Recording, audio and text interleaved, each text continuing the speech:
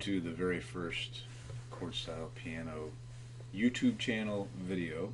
We're going to be going step by step from the very basics to somewhat advanced, nothing crazy, but we're going to help you learn how to play chord style piano for your own enjoyment so you can perform in front of others if that's what you want to do. And we're going to start really basic. We're going to start with the song Hot Cross Buns. I was in 5th grade orchestra and I played the cello. I learned two songs, Hot Cross Buns and Twinkle Twinkle Little Star. That's as far as I ever got with the cello. Beautiful instrument. I wish I had done more with it. Hot Cross Buns has 3 notes in the melody, and let's take a look at the music here. So this is Hot Cross Buns. As you can see, this is from the book. You can purchase this book. It's the Chord Style Piano Book 1. If you just go to chordstylepiano.com, you can find a link to purchase this. As you can see, we've got letter names. They look a little small here. If you get the book, you'll be able to see them more easily. We've got letter names for every single note in this entire song. Let's look first at the right hand. That's this treble clef. It looks kind of like a crazy 8 or a fancy cursive S. That means it's usually played with the right hand. There are exceptions to that, but in the beginning, learning the basics, we're going to be playing the treble clef with the right hand. You can see there's some numbers here, and you can see some letters here. Let me explain a little bit about what those mean. So the numbers are finger numbers, and if you look at your hands, or even if you don't, think about your hands, your thumbs on both hands are number 1. So if I say play a note with your first finger on your left hand, you would use your left thumb for that. Your index fingers on both hands are number 2. Your middle fingers are number 3. Your ring fingers are 4. And your pinkies are 5.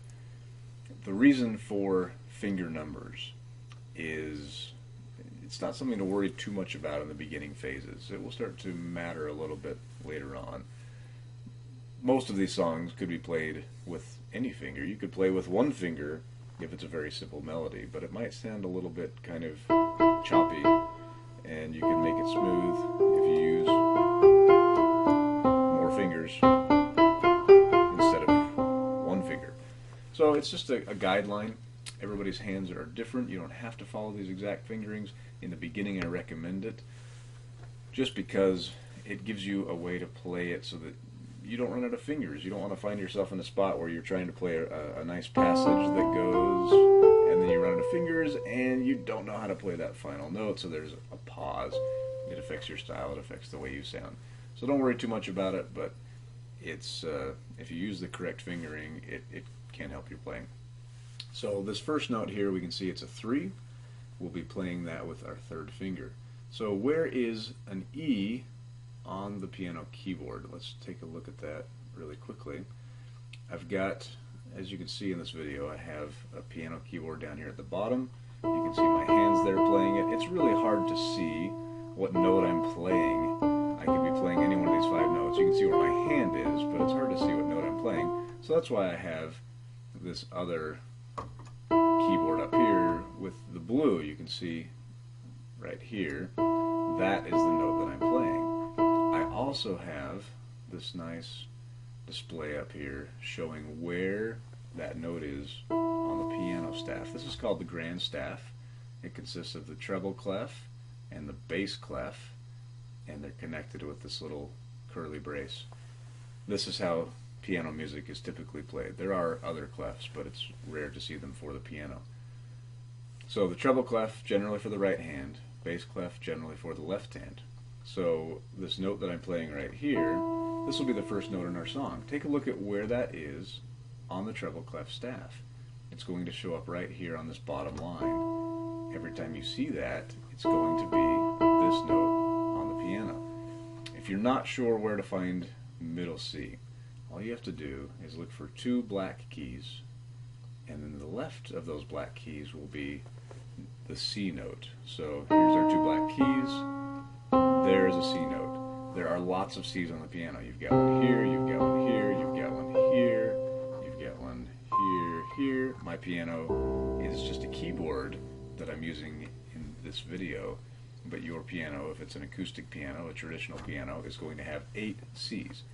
And C is just the one in the middle. If you've got a letter, a brand name for your piano, Steinway or Kimball or Kawai or whatever it is, then your middle C will be right below those notes. If you don't, then just look for the C that's about in the middle of the keyboard.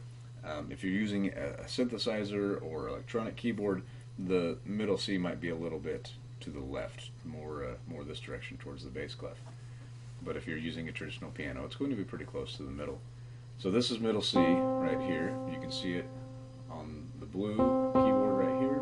You can also see it up here on the staff. It's right in between the treble clef and the bass clef. So it's middle C because it's in the middle of the piano keyboard, and it's also in the middle of the grand staff. If I go up from middle C, then I'll be playing treble clef notes. You can see the notes kind of climbing up there. If I go back to middle C and I start going down, then I am on the bass clef. So middle C is right in between there. Okay, let's go back to our Hot Cross Buns music. Talk about one more important thing. These letters right here, we see this is the letter C, and we have a G7, and that's it. They're repeated, so we have another C, another G7, another C, another G7. These are the chords that we're going to be using in order to play this song. So C means, right down here, a C note, an E note, and a G note. I know it's kind of small. I could zoom in a little bit for you here. So here we have a C, an E, and a G. And this is the C below middle C. So if we look on our piano keyboard and we play that, that's where it is. See how it's on the bass clef right there? Middle C's here, right there. And if we go down to the next C lower, that's middle C. That's where our pinky is going to be, our fifth finger. So we have our fifth finger on that C, our third finger on E, and our first finger on G. And we play those all at once. When we get more advanced, that may not be the case. Right now we're going to play them all at once. So, and we play them with, we can be kind of soft, or we can be loud. Right now we're not too worried about that. Later on, expression will become important. We'll start thinking about it a little bit as we develop our own style for piano playing. So here's our C, E, G. This is a C chord. The only other chord for the song is a G7 chord. So let's look at this. We have a B is the lowest note. It's the B right below the C. So on the piano staff, if I go up on the piano staff, the pitches get higher. It's like going up with my voice. And if I go down on the piano staff, then it gets lower. If I equate that to the piano keyboard, so the piano keyboard goes left to right while the staff goes up and down. And when I go left, I go down in pitch. And when I go right, I go up in pitch. So this G7 chord, we've got the B just below our C that we played. We have an F, and then we have a G. We play the B with our fifth finger, the F with our second finger, the G with our first finger. We play them all at once. So this is what it looks like on the piano keyboard and on the note staff. There's our G7 chord. It sounds a little kind of dissonant, kind of unstable. It's supposed to be like that. That's okay. It will fit well with the song. So this is what we're going to be playing, and again, it may be difficult to kind of follow along with this video, but if you go to chordstylepiano.com, you can purchase the book, and it'll be much easier to follow along. So I'm going to hide the music, and I'm just going to show what this song looks like when you play it using this basic chord style piano style. I'm going to play the notes together, so let me just say one more thing and then I'll play. If things are stacked vertically, so see how these notes are all lined up vertically? I'm going to play them all at once, meaning I'm going to play these three left-hand notes at the same time as I play this right-hand note. Alright, here we go.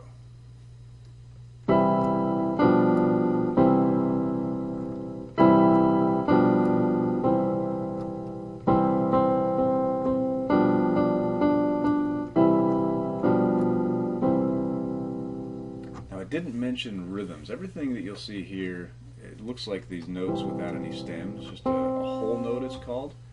That's not the actual note I'm playing. If we look at rhythms, they're easy if you know the song. So if you know Twinkle Twinkle Little Star, you don't have to worry too much about what the rhythm is going to be like for that song. But if you're playing a song that you don't know as well, these rhythms suddenly become very important. So a quarter note gets one beat. We're here in 4/4 time. If you've had any kind of piano lessons, you've probably had this explained to you multiple times. It may or may not have sunk in. It's okay. For now, just trust that the quarter note gets one beat in this time signature, and the half note gets two. So if I wanted to count these beats for the first measure, measures look like this, and they're divided by lines. So this is the first measure here, this is the second measure here, third measure here, fourth, and fifth. And we're just going to play this first measure here. So I'm going to count 1 when I play the E, 2 when I play the D, and I'm going to say 3, 4 while holding this note because it plays a little bit longer, twice as long as these notes. So here's what it sounds like. 1, 2, 3, 4. Those are our rhythms. At the very end, we have, well, in the third measure, on the left hand, we hold this note, these notes, these 3 notes, for 4 counts, while the right hand is playing these 4. So let's just play that measure right there. 1, 2, 3, 4. Do you hear how I held these notes down? If I let them go, if I just played and then let them go while playing these, it would sound different. But instead, that's not what's written. Instead, it's saying hold this down while playing these 4 with the right hand. Okay, good. Now just to show you an example of what's possible with chord style piano, I'm going to play a little more fun version of Hot Cross Buns. And don't worry if you're brand new to this, just play the basic version. But if you have had piano lessons before and you want to try something a little different and a little more fun, feel free to play around with these chords. We're starting with the C chord, and we're playing it right here on the piano. C, E, G, we're playing it all together, but we don't have to play it that way. We can have a little more fun with our chord. What the C chord in our music really means is that we can play any of the notes in the C chord, and it will probably match our melody note. Now, sometimes we have to use our ear for a guide, but in general, that's what this chord means. So it says C, therefore, any C, E, or G on the piano is going to be fairly safe, meaning it's going to sound good. We typically play chords with our left hand and melodies with our right hand. It doesn't have to be that way, but that's how we're doing it in the beginning. So I'll stick with that for now. But I'm going to play something called an arpeggio. So instead of holding down a block chord, I'm going to play the C, then the E, then the G, in some cases, not in every case, but especially where over here I've got plenty of time. I can play around with this left hand. I can play it like that and just hold it for 4 counts, or I can, those are all C's, E's, and G's, and they sound beautiful when they're played like that, don't they? So I can add a little more flair to my playing. Another thing that I want to mention is that if you have a measure without a chord, well, what do you play? And the answer is you play whatever chord you were on before you got to that measure. So there's no C here, but we're going to pretend there is. So when we play this, as you can see down here, looking at these bass clef notes, we play the C, E, and G right here, and then we play it again right here. And that's because if we wait too long, it'll start to fade out. Sometimes we might have 3 or 4 measures or more with the same chord. And if I played at the beginning of those 4 measures and then waited until the end of the 4 measures to play a different chord, there would be no harmony left. The piano, it plays a note and then it fades, and eventually the note is gone. Do you hear it? It sounds kind of loud, and then it fades. fade. So we have to play more often if we want to have that harmonic sound, and we typically do. So let me play Hot Cross Buns, a little more fun version, and please subscribe, please come back, please visit chordstylepiano.com and purchase the book so that you can follow along with these videos. I'll be adding lots of videos. There are 50 songs in the first two books, 49 in the last book, so 149 videos for songs, and then I'll also be probably adding some videos for different music theory concepts and things to help you understand how music works, how things fit together, how this chord style piano operates. Now, just one more note. There's lots and lots of music out there that has chord symbols. So if you want to play Imagine Dragons, if you want to play jazz music, if you want to play even classical music, there are books that you can purchase that have chord symbols in them. In fact, most music published today has chord symbols. So you're not going to be limiting yourself. This chord style piano, it's not cheating, it's not faking it, it's not limited unless you allow it to be. Chord style piano can be extremely sophisticated. Professionals use it, pop stars, rock stars, jazz musicians, cocktail piano players. If you go to a fancy restaurant, you see a piano player there and he doesn't have any music in front of him, or even if he does, he's still often augmenting his classical training with some kind of chord style playing. So this can be used with any type of music. You don't have to love Hot Cross Buns. In fact, I understand if you don't. If you want to play your music, we're going to go through the basics with these songs. We have 149 of them. Some you'll love, some you won't. My goal is for you to find your own music and to be able to play it beautifully and love it. And it doesn't matter what other people think. I was worried about that when I first started playing. What matters is what you think. So let's play this version of Hot Cross Buns a little bit spiced up and see what happens.